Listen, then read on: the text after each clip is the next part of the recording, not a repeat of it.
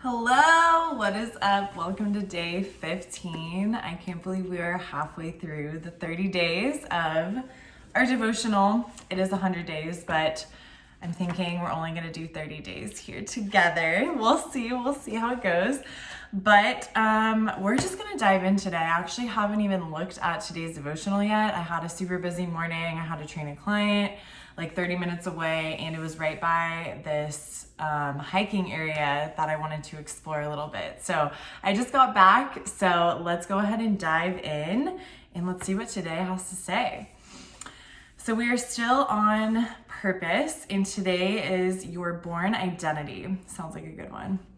The verse of the day is Ephesians 1:18. It says, I pray that the eyes of your heart may be enlightened in order that you may know the hope to which he has called you. It says, purpose is not just a fancy way of finding your passion. It's the process of entering God's plan. It's about discovering your divine assignment and fulfilling your God-given life mission.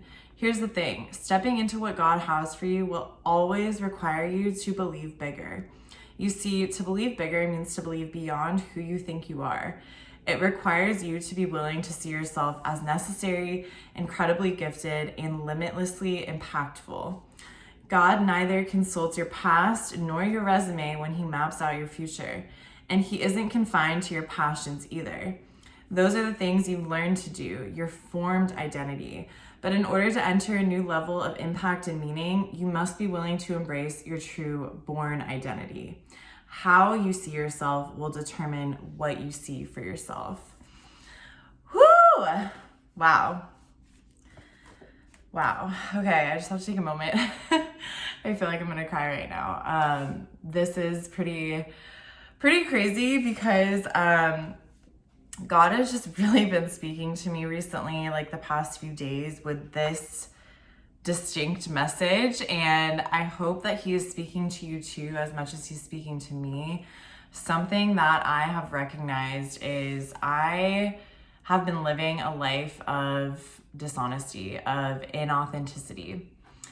And what I mean by that is I have been trying to be this person that I'm not. And I think this is a trap that a lot of us easily fall into, not really on purpose. Like, we don't try to do it on purpose. It just kind of happens because we allow others' opinions and judgments and just our own idea of who we want to be to distract us from who we really are. And in that process, we end up kind of acting as if we are somebody else rather than just fully being authentic to who God created us to be. And that's exactly what this is saying, is that God already had an identity for us when he created us, but as we, get older and we are immersed within the world, others' opinions, other people's ideas, perspectives, right? The environment we're in, the people we're around start to influence us. And a lot of times it distracts us from the identity that God has given us. And this is why little kids can be so bold and so upfront when they ask questions, when they make statements, and we laugh at it. We think it's so cute and funny, but it's because they're just being who they are. They are not filtered with what they're saying, what they're thinking.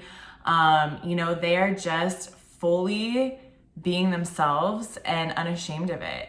And that's why I think the Bible refers to so often being like little children, because the Lord wants us to be not only curious like little children. Like, little children are always asking questions about everything and they're super curious, but also just, I think he means in the Bible when he says that, being like little children, as far as just being pure and innocent, and not even pure and innocent. That's probably not the right word. Those are definitely good things to be pure, but just being fully authentic to ourselves and not being ashamed of who we are, not allowing the opinions of others to water us down to a different version of ourselves than we ultimately were created to be. So today's question says, how is your past, the ups and downs, possibly blocking you from believing in your untapped potential?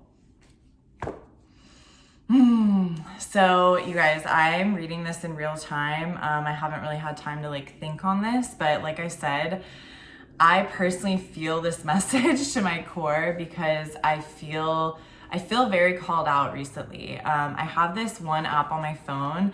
I highly recommend getting it, by the way. It's really good. It's called the Motivation app. I think it's like, I don't know, $10 a year or something. But basically throughout the day, it has notifications pop up on your phone that gives you little quotes or just little like motivations. And I swear they always speak to me. Sometimes not really, but most of the time they're speaking directly to me. And I just love it because it just reminds me to really be in a different mindset.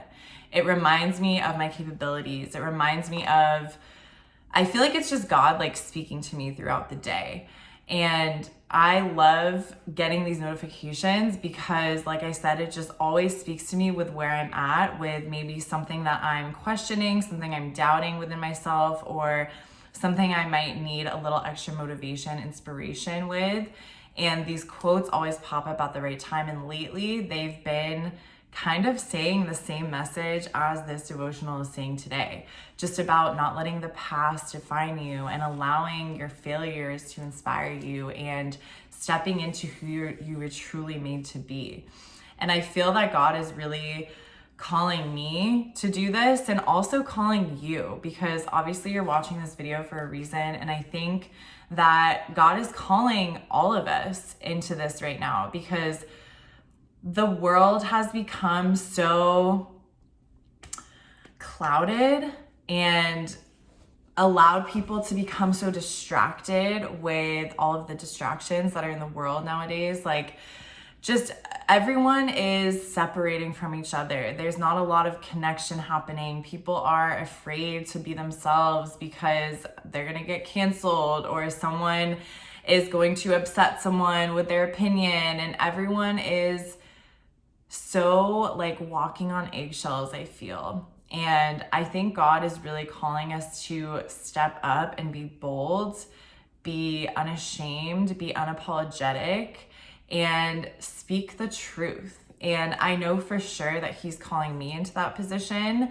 If you feel like you're called out by this right now, He's for sure calling you into that position. And I feel that everyone could do better in this world of really, really owning who they are. And I know it's probably the most difficult thing of life, which is really crazy that we have to be afraid of being who we are, right? Who we were created to be. But it's a scary thing, right? It's a scary thing to put yourself out there, because putting yourself out there means being vulnerable. And being vulnerable means you're open to criticism and judgment and opinions of others.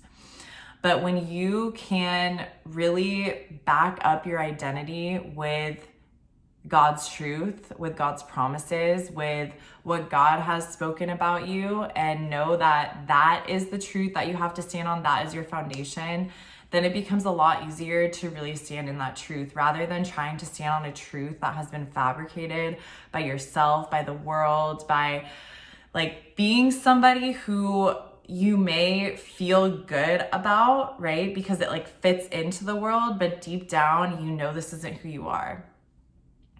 And I'm speaking this out loud because this is something that hits me personally, right? Like I've been this way like my whole life. You know, I feel like I've been this way for a long time and I've slowly been breaking out of it, but there's still pieces of me that are afraid to truly come out because I'm ashamed, right? I think shame is a huge thing that holds us back from fully being our true selves, because we shame ourselves for certain pieces of ourselves that we don't think are right, that we are afraid of other people seeing, right? So we hide these parts of ourselves and only show the parts of ourselves that we like, that we think other people will like.